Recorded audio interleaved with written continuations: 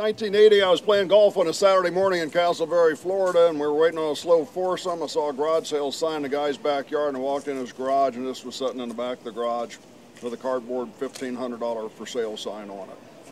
Asked the man what he knew about the car. He said he bought it 11 years ago. When he was driving it home from a used car lot, the brakes went out, and he parked it in a friend's garage. So he went back 8 years later to get this car. It was still there, so they towed it to the house he was in now. Put new brakes on it, new tires on it, drove it around the block. The master cylinder went to the floor. He parked it back in the garage, put the master cylinder in the trunk, and it's been there for 3 years. So for 11 years, the man drove the car twice. I said, what do you got to have for it? He said, $1,000. I said, I'll buy it. He says, well, can you take it today? I said, I got $387 in my pocket. And he said, that's fine. He said, take the car and come back and pay me when you get it. He says, thank you, God. So I take the car home, start researching it through numbers in the glove box and stuff with it here. And I meet the man that in 1960 went to Daytona with his neighbor to pick the car up for $500. His neighbor bought it from a group coming down from New Jersey who was running it at Daytona Speedway. At the time, it had the same headlights in it, the louvered bonnet, had a square roll bar on it with Barani wire wheels. And since SCCA made me update to the later model roll bar, the Baranis are re-chromed and put on a shelf at home because they're too expensive to run with.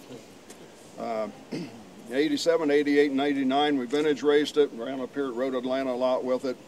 In the fall of 89, man offered me $200,000 for my garage sale special, and I had to retire the car.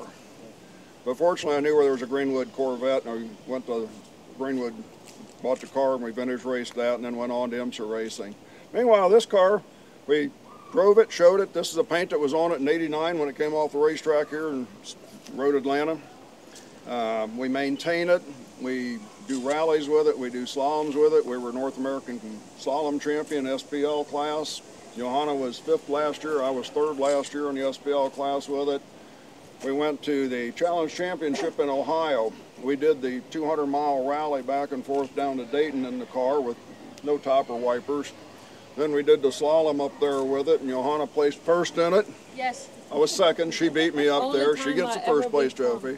Then we showed it in the Concours up there. So we got our money's worth out of the Challenge Championship for going to Ohio. We've been to the Blue Ridge Parkway. We've been up to Tennessee and did the Tail of the Dragon with it. We do all of our club rallies, and we're trying to get in 2 or 3, 4 concours every year with it to show the car. It's a fun driving car. We like to get it out and use it, and it's a neat old history car from Jaguar.